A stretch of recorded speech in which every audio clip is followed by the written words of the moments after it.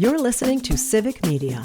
You can tune into any of our live shows on any radio station across the state with the Civic Media app. Find us in your phone's app store and listen anytime, anywhere.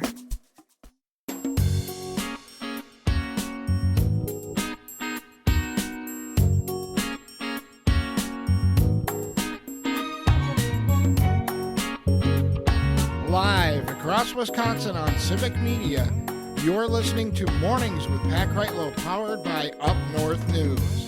Now, from our Lake Wissota studio, here is the founding editor of Up North News, Pat Kreitlow.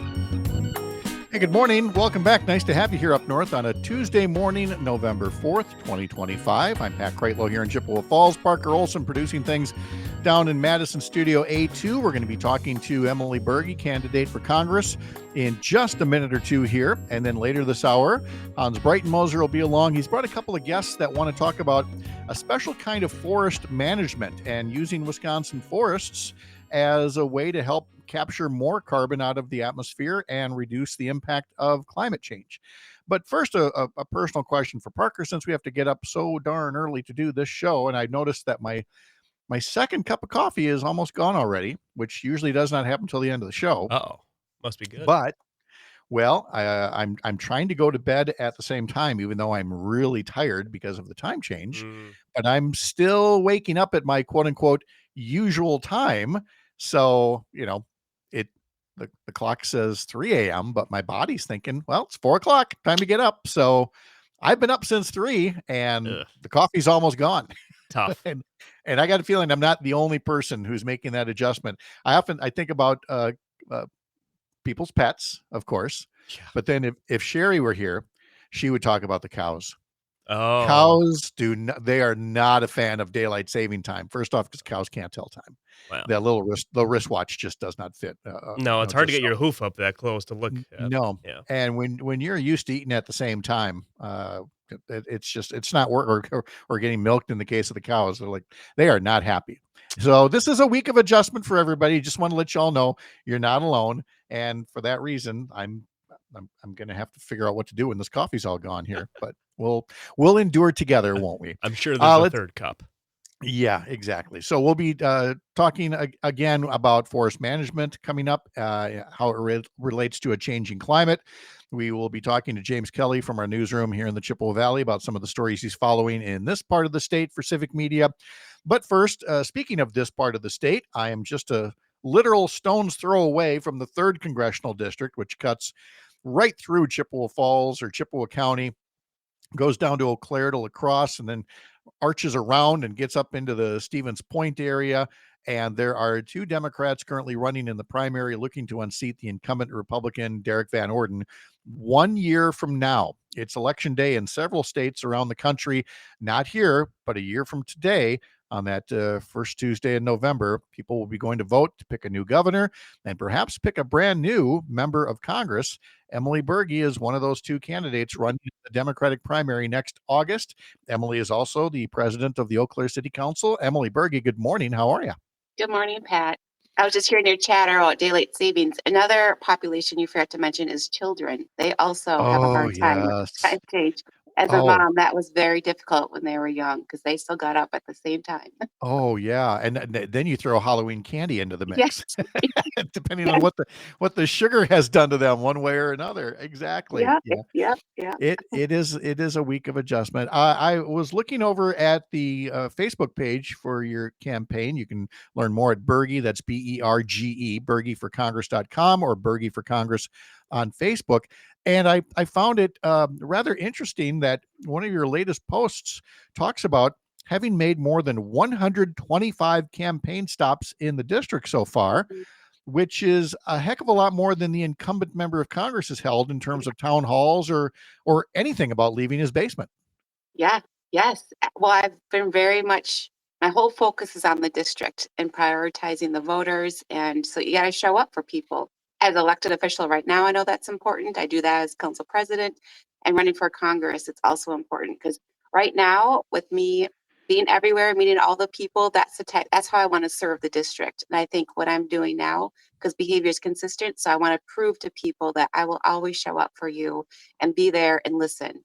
And that's what and I love people. It's super fun to be down in Viroqua, down in Grant County, over in Point and Portage, Adams County, Black River. Like it's all, and River Falls. I mean, it's a huge district, but it's so much fun just meeting people, listening to people. I mean, we'll get into it, what I'm hearing on the ground too. But yeah, I'm hearing a lot, and I think that's important to show up. Well, it is. It's incredibly important, and again, much more than what the incumbent Derek Van Orden has been doing to this point. But even before the government shutdown, when we talked about you getting into this race originally, it was in part because Derek Van Orden had been, downright hostile toward Eau Claire and the Chippewa Valley. Since that time, in the wake, for example, of the Charlie Kirk murder, he's made all this talk about cutting off federal funds to Eau Claire because of things that city council members had to say, which again, you already have a base of support in the Eau Claire area. But Van Orden's conduct between the Charlie Kirk murder and then the government shutdown, I have a sense, has not won him much for new voters in the 3rd district. What are you hearing? Exactly. I mean, I've had people come up to me say, we voted for Derek Van Orden in the past, but we cannot, this is not okay. He's not acting in a professional way. It feels like he doesn't care about Eau Claire, doesn't care about us. So I'm hearing that in Eau Claire especially, and because they say they're not going to vote for Derek Van Orden, they'll vote for me, and mostly because they've seen me lead. And in these areas where he's come after Eau Claire, they have seen me stand up to him and defend the city. And that's what people want from a leader. They want someone to fight for them. And that's what I'm doing. Now, fighting doesn't mean yelling and blaming. Fighting just means standing firm in your values and standing up for people. But I'm hearing that throughout the district too, not just Eau Claire, that they voted for Eau Claire. A lot of veterans are voted for Derek Van Orden, but they're done with him and they're supporting me. Well, we're certainly seeing that from President Trump as well. People who thought they would give him another chance and did not think that he was going to go as extreme as he did. And there's really nothing much more extreme than shutting down the government as they have. And of course, we can talk about it on a couple of different fronts with Emily Berge, candidate for Congress in the 3rd district. There is the cutoff of SNAP, the arguably illegal cutoff of SNAP and its impact locally. And of course, the whole basis behind the shutdown, and that is Republicans wanting health insurance premiums to skyrocket under the Affordable Care Act.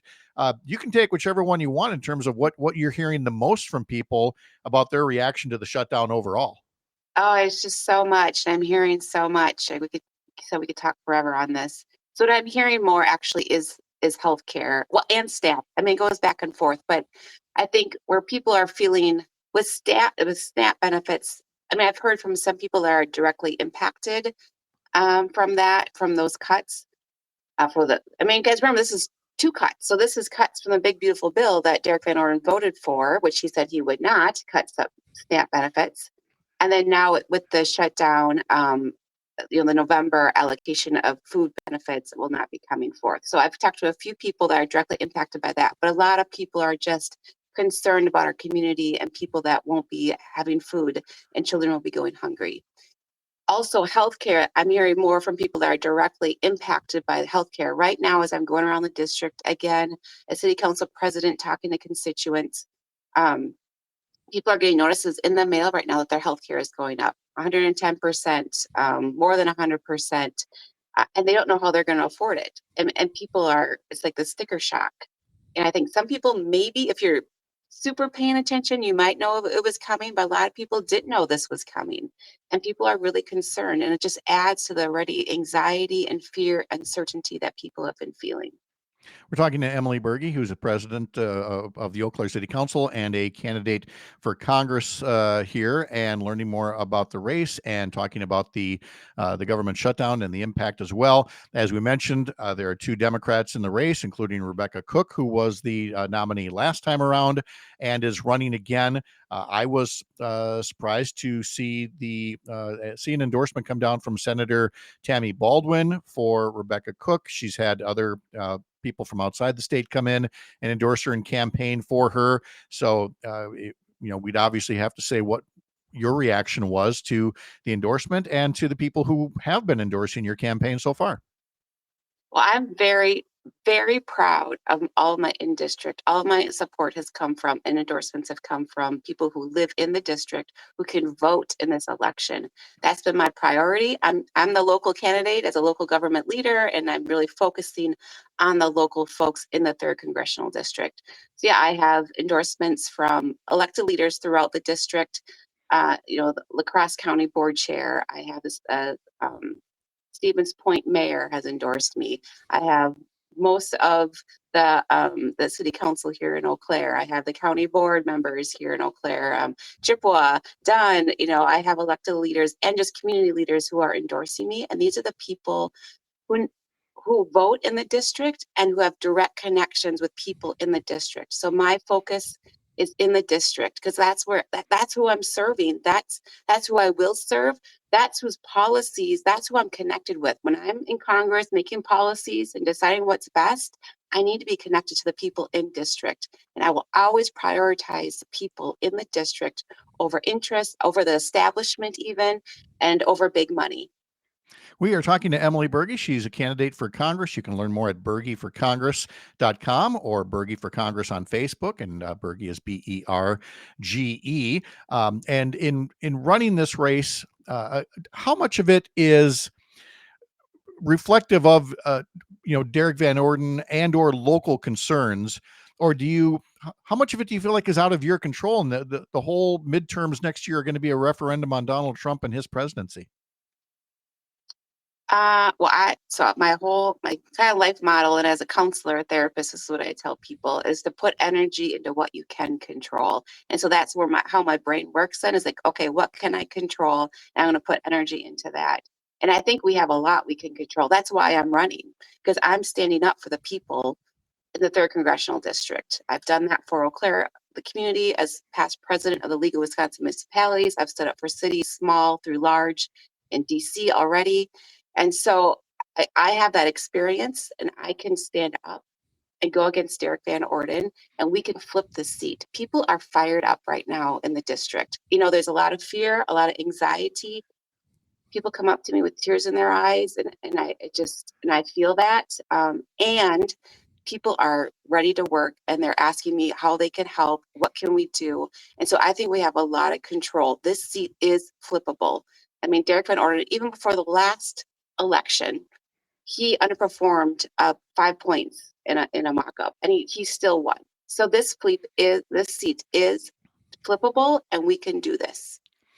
Emily, when you talk about people with tears in their eyes, I can absolutely vouch for that. I hadn't told the story yet this morning I was running errands yesterday, and how a clerk very tearfully told me about her son in the military who is on furlough. And by being on furlough, it means he won't get back pay.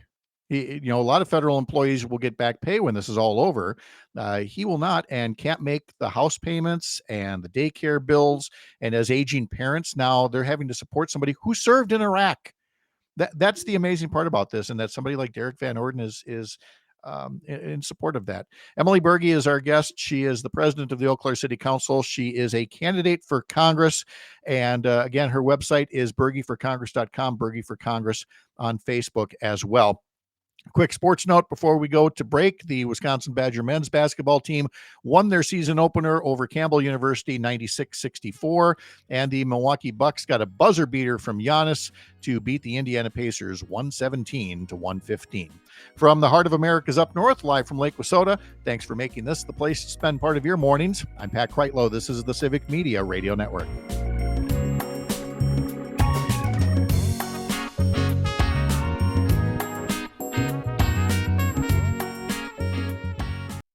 You're listening to Civic Media. Stay up to date on the latest news and information for your local community and Wisconsin by signing up for our free email newsletter. Visit civicmedia.us/email to get started.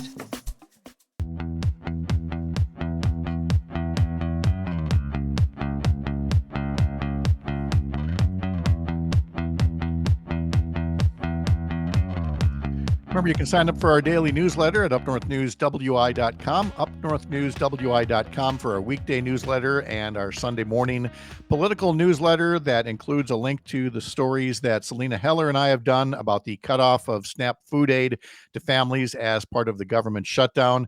Again, upnorthnewswi.com. This is normally the spot where you hear Dan Hagan from Newswatch 12, and you will. He's right here. But we're also continuing our conversation with Emily Berge, City Council President in Eau Claire and a candidate for Congress. Dan, good morning to you. Good morning, Pat. How are you? I'm good, thanks. We're going to find out more about what you're following in the Rhinelander area, but first I want you to join me just for our final couple of minutes here with Emily Berge running for Congress. And Emily, like we've said, you're also City Council President in Eau Claire.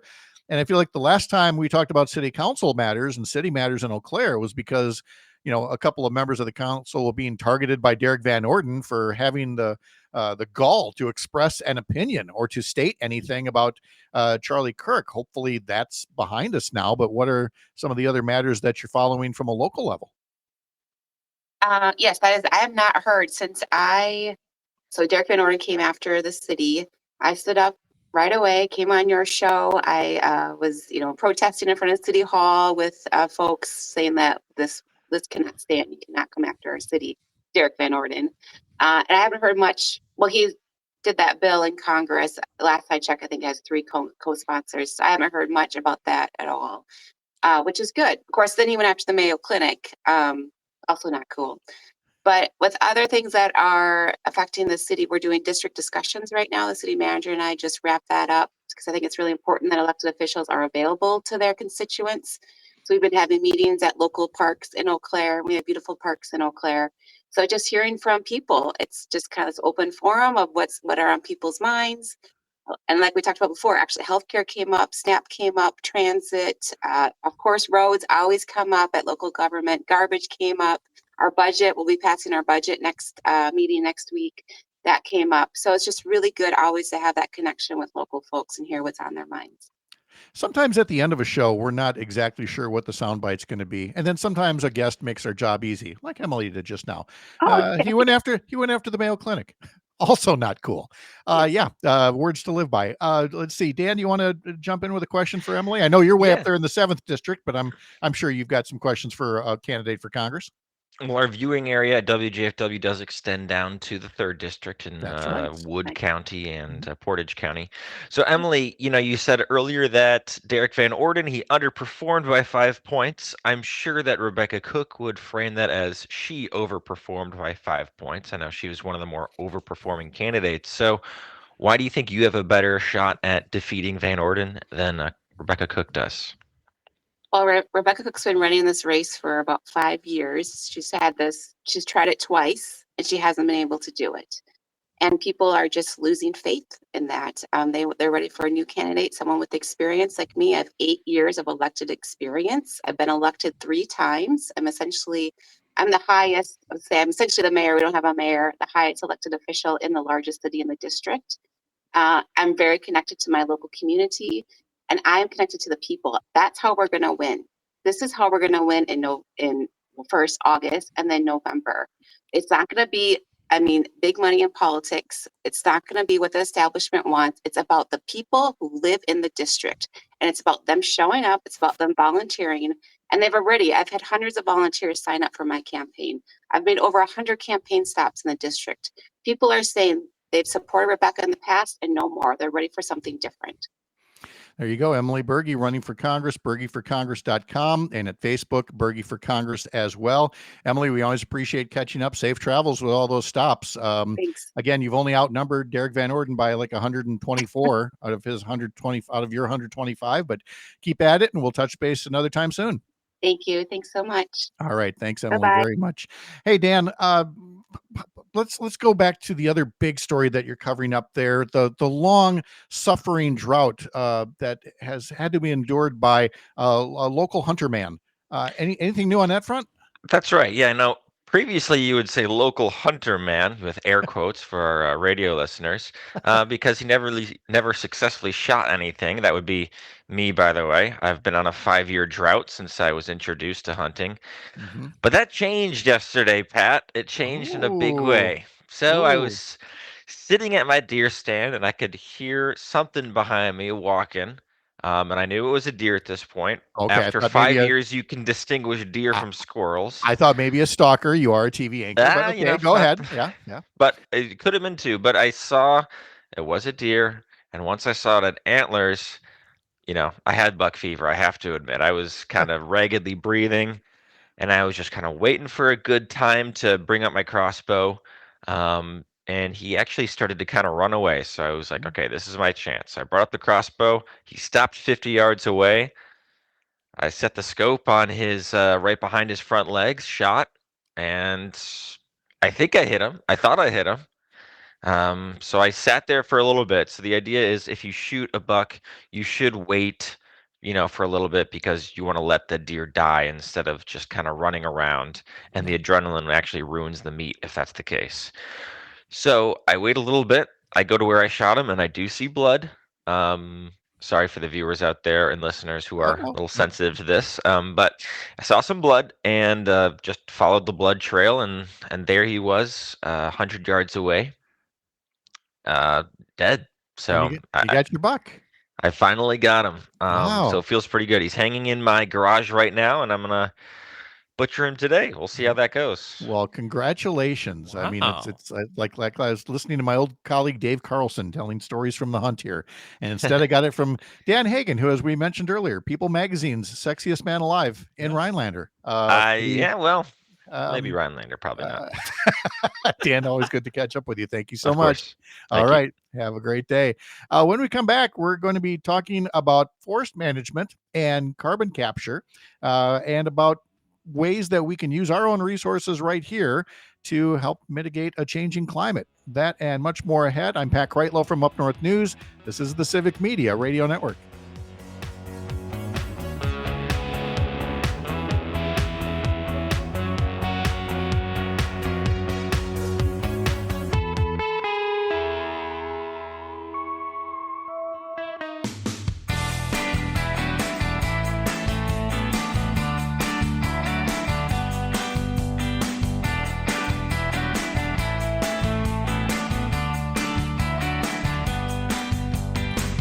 Welcome back. Tomorrow on the program, we will have our regular monthly visit with Congressman Mark Pocan to tell us more about the government shutdown and whether there's any progress being made. We'll talk to the congressman about that. That's also the subject of a conversation in our next hour with Cam Stevenson from Courier Newsroom, live from Capitol Hill, joining us on these mornings powered by Up North News on the Civic Media Radio Network. A time to check in with Hans Breitenmoser, dairy farmer from up in the Merrill area, where that has occasionally been the coldest spot in the state these past few days. You've definitely felt the change of seasons. We didn't even get to talk to you last time around because you were out there doing field work. How are things coming along up there? Pretty good. We've got our corn combined, beans are combined. We've got a bunch of manure to haul yet and a bunch of fall tillage to do, but we're in pretty good shape. I was going to say they have not been bad conditions here. So, and we may talk more about this in a couple of weeks, but I know you were in Washington, D.C. What would be the quick overview of what you got out of that? Yeah. So I was out in D.C. and to help lobby with ABIC, American Business Immigration Coalition, talking to our legislators and their staffs about the importance of immigrant labor and how we just cannot farm without folks who come from different countries to come and do a lot of the work in this country with labor and with agriculture and with hospitality and nursing and all sorts of things. So sounds like the kind of thing that should not be a partisan thing, and people should be able to come together and find solutions. Same goes with the climate. Whoever thought it would be a partisan political issue, and yet it is. And that's what's going to lead to a couple of guests that you're bringing in from UW-Madison Extension to talk about forestry and carbon capture. How did that come to your attention? Well, good old farm technology days. I was walking around and bumped into these guys and learned more about what they do. I was interested in this because myself and most farmers have, some small woodlots, and the carbon market exists, and it's trying to connect small woodlot owners with that carbon market so that we can maybe capitalize on that by changing how we do our practices and so forth. So I think they've got something interesting to share with us. And they would be Keith Phelps and Scott Hirschberger from UW-Madison Extension Forestry, who join us now. Scott and Keith, good morning. Good morning. Nice to have you both here. You guys are going to be helping put on a webinar about this, about the Family Forest Carbon Program. You can learn more about it. You're going to need a pencil here. We'll put it in the show notes as well. go.wisc.edu. That's go.wisc.edu/carbon-webinar. Having said all of that, I don't know which one of you wants to take this first, but what exactly is the Family Forest Carbon Program? What does this have to do with mitigating a changing climate? Sure, I can take this one, Scott, if you don't mind. Yep, Keith. So the Family Forest Carbon is a voluntary forest carbon program that is operational in Wisconsin. As you mentioned, this is a program that private landowners can participate in order to kind of generate carbon credits and receive financial payment for that service. The Family Forest Carbon Program is kind of operational in the northern third of our state. And they kind of have a handful of enrollees currently and are looking to kind of expand enrollment. There are also 2 other carbon programs available, Forest Carbon Works and Land Yields. But Family Forest Carbon Program may be the ones that most Wisconsinites are familiar with. All right, Scott, let's go back to the basics on this. Why is it important that we maintain and even grow healthy forests when we're talking about a changing climate? Right. So about half of the dry weight of a tree is carbon. And so forests are constantly absorbing carbon dioxide from the atmosphere as they're growing through photosynthesis and storing that carbon in their trunks, their branches, their roots, and in the soil as well. And so maintaining healthy forests is a really important way to draw that extra carbon dioxide that we've emitted as a species from the atmosphere. So currently, our forests in the United States are sequestering or absorbing about 10 to 15% of our annual greenhouse gas emissions. And so we really want to maintain that or potentially even increase that percentage. And so these forest carbon programs are basically a way to try to create financial incentives for landowners to manage their forests with carbon in mind.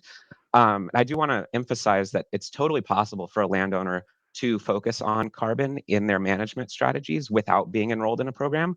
This is just one option of a way to do it. So the basic idea is that companies or other organizations are trying to reduce the amount of carbon emissions that they're responsible for in their operations. And if they have some emissions that are really hard to reduce, one thing they can do is they can pay the forest carbon company, who then in turn pays the landowner, to implement these carbon management strategies on their land. And then the company can basically take credit for those reduced emissions and meet their emissions goals. So it's kind of this market-based solution to mitigating climate change. And Keith, that's the part that I want to get into with you, is this notion that there are industries that would essentially, purchase these credits, and, a critic would jump right on that and say, well, that's just a convenient way for a factory to throw money at the problem and continue polluting the atmosphere. The distinction here is on industries that are where it's very challenging to decarbonize. And those are things, I don't know if you have particular examples that you could share of where this program would really add value. Sure. So we are aware, kind of like on this question, there are kind of 2 current market systems that are operational. There is a compliance market. So this is more of a government regulation market that sets emission limits for certain industries. So that could be methane gas producers, say electric utilities. Wisconsin does have forest land enrolled in some of those heavy polluting industries, but these are typically forest lands that are not in private ownership, some more kind of industrial-based forest lands. The voluntary carbon markets, these are more kind of non-government stakeholders for people generating carbon credits. So companies kind of participate in these voluntary carbon markets. That's where landowners kind of are seeing most of their enrollment and engagement with. So I think as a landowner, it's kind of important to think about, if you are interested in one of these forest carbon programs, what are the companies that the forest carbon program itself is engaged in? Who do they buy and sell credits to? Kind of doing your due diligence as a landowner to kind of understand what organizations are behind the generation of carbon credits is always a good protocol. That is Keith Phelps with UW-Madison Extension Forestry and Scott Hirschberger from UW-Madison Extension Forestry talking about a forest carbon program. And Hans, I don't know how much of this is in your wheelhouse, but I mean, we certainly talk a lot about, the Conservation Reserve Program and all of the other areas that are designed to help reward good land stewardship. So is this like just another tool in the toolbox that encourages setting aside certain lands? Is it a way of getting even more bang for your buck? I don't know if you can double enroll in both a conservation program and a carbon management program, but it clearly caught your ear. Yeah. Well, and it caught my ear because I am concerned about the climate. I mean, I live and die by the weather forecast, and we know what we've seen this change over the past 50 years, in my lifetime here on the same exact farm. So it is an urgent concern. But when you break it down into more of a local economic thing, I think that it's those of us who are out on the land, whether we own forest land or cropland, who are going to be the engines of mitigating the climate emissions and so forth with forest land, with cover crops and so forth. This is something that we can do out in the countryside. And as industries, understand their roles and their responsibility, it is the case that some of them are having a hard time lowering those emissions as quickly as they'd like. But my research suggests that most of these companies are trying to do something above and beyond, but in addition to, they're paying for these carbon credits. So it's a way that that we can really do some good, do well by doing good, and having those dollars come into rural areas where they're desperately needed. And you lay that on top of the fact that we've had paper mill closures like Wisconsin Rapids and so forth. So the economy has changed in the paper industry, and that's going to kind of drive how we manage our forest lands as well. So if we small forest lot owners can manage to extract some income by changing our management slightly of these forest lands, I think it's a win-win. And the other thing I'd like to point out, if I could real quick, is that sure, I feel like the UW is a good resource for us anyways. But this is one of those arenas where I really appreciate their presence, because the carbon market is the Wild West right now. And my hope is that it gets regulated and settled down so that they're, it's easier for people to connect the dots. Nobody wants to leave any money on the table. Nobody wants to get screwed over by some fly-by-night outfit. And so it's nice to be able to have somebody who doesn't have any particular skin right in the game to be able to help out and say, yeah, this makes sense. This might not be a good deal. Here's what the market is doing. Just some advice from somebody who can give that sort of referee perspective. Right. Well, I mean, that always has been the magic of what we have in Wisconsin with the UW extension. It is the Wisconsin idea in action, rather than waiting on, some corporation to come tell you what they think is best for you. So there will be this webinar. And again, the web address is go.wisc.edu/carbon-webinar. So for folks who sign up, it is free. So Keith, is it basically just for landowners, or can any other schmuck like me, tune in and learn more about the issue? Great question. So we have designed this for landowners, but we absolutely welcome anybody who is interested in this topic. So if you're a forester, if you're a land manager, if you're somebody who does not own land but is interested in this topic, we welcome you to apply or to attend. A lot of the content will be geared towards land management. We'll be talking about basic eligibility requirements, what you should know as a landowner. So just be prepared for that perspective. And Scott, I'm sure people are asking about the dollars and cents in this, and whether, should I go buy an acre of forest land right now and roll in this, and this is my Powerball ticket, or are we talking like a $5 check and thanks for doing your part for the climate? Right. That's a really important question. So a couple things on that. Right now, that you have to have at least 30 acres of forested land for the Family Forest Carbon Program, at least 40 for land yield, and at least 100 for Forest Carbon Works. And the amount for payments is changing over time. Right now, kind of the ballpark estimate would be about $10 per acre per year. So definitely not a Powerball ticket. This is more like a little bit of supplemental income that can help with your property taxes or help, fund some of the like invasive species management that you need to do, other things like that on your land. So yeah, you're not going to get rich off of this. No, but you're going to be doing your part again, and this is something that is achievable because again, we know what forests do, we know the benefits of them. So why not make that part of your land management? So Scott Hirschberger and Keith Phelps are with us from the UW-Madison Extension Forestry, and dairy farmer Hans Breitenmoser from up in Lincoln County. Gentlemen, this was great. I learned so much. Thank you so much, all of you, for your time today. Thank you. It was our pleasure. All right. Good to see you all. Hans, we'll see you in a couple of weeks here, and we'll talk more about your trip to DC. And I think we're going to get into Christmas tree farms around Wisconsin as well in a couple of weeks here. All right. Still ahead, we're going to be talking to Dan Schaefer from the Recombobulation area, Civic Media's political editor, and live from Washington, D.C., Cam Stevenson from Courier Newsroom with his Below the Beltway newsletter update. I'm Pat Kreitlow. This is the Civic Media Radio Network.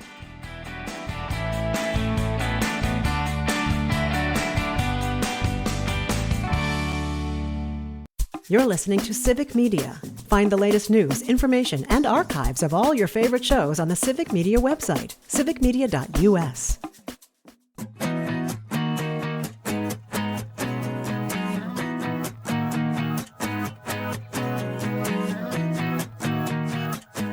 All right, we've got a focus on the Chippewa Valley again in this segment. We talked to Eau Claire City Council President Emily Berge a half hour ago, and now we've got James Kelly here from Chippewa Falls in our Civic Media newsroom to talk about the stories that he's following. You can follow James at 93.5 The Tap. That's WCFW HD2 in the Chippewa Valley, or on the Civic Media app, or thetap.fm is the webpage where you'll get his current headlines, weather, upcoming local live sports, and all of that. James, good morning. How are you? Good morning. Chippewa Valley Hour. I love it. It is. It's we excel in our hometown radio roots right here. There. Thank you very much. So we were talking to Emily Berge about the shutdown, about SNAP being cut off. We've certainly heard from State Senator Jeff Smith and Assembly Rep Jody Emerson through Selena Heller's report yesterday that there are a whole lot of people, they may, whatever they're feeling on the shutdown, they're not just reacting verbally, they're taking action. They're actually doing things that would help their neighbors. And you're seeing some of that, right here in our backyard. Yeah, there's a lot of food drives going on now, even in smaller places where they're maybe not as advertised as they were. Over the weekend, I was at the Democratic Resource Center for a campaign event with Rebecca Cook and Jody Emerson, and even they were doing a little food drive there, just people coming in, dropping off some canned goods. But we have a lot of food drives going on in the area as people are kind of struggling with access to food with the SNAP issues going on at the federal government. We got Lance's Fresh Market in Altoona doing a food drive. Western Dairyland is actually doing one for Head Start programs. Head Start programs are another field that are facing sort of issues with the federal government shutdown right now. The Menominee Market Food Co-op is doing a food drive, and Hy-Vee is actually providing some free kids meals right now. So a lot of different places where residents can get some food assistance if they need it right now while these larger issues get worked out. That's right. And we also mentioned the Hy-Vee one in our daily newsletter at Up North News. You can sign up for that over at upnorthnewswi.com. There's also a transmission line project that's being proposed in western Wisconsin. What's the latest on that? Yeah, so the Public Service Commission of Wisconsin approved the Route 2 plan for this. There were two proposed routes for the plan. One of them would have cost about $670 million. This is the cheaper one at $483 roughly million. It's going to take a couple years to get this project up and running. Construction's scheduled to start in 2027 right now. Could be wrapped up by 2029, but it's all about improving the energy grid, making it more reliable so storms don't really necessarily knock out power for as many residents, and just getting more renewable energy into the flow. That's interesting. That's quite a price difference. It's almost like 30% less for that. I kind of wonder what the difference is in the routes and what they would have done or wouldn't have done with that more expensive version, because there's always somebody they may appreciate the grid being expanded, but not necessarily, through their neck of the woods. So I'm sure we'll be hearing more about that as the project comes to fruition. Then, of course, you've got projects that are much more local, like street projects, and something that's happening in Eau Claire right now for some of the, Farwell Street they're working on downtown?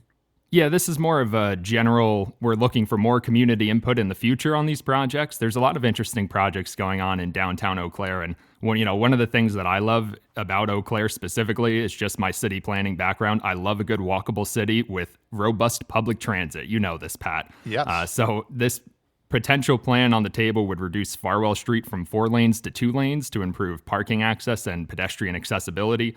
There's a project to kind of revamp part of the Chippewa River State Trail down there as well. And they're really just looking for more community input overall as these projects go on.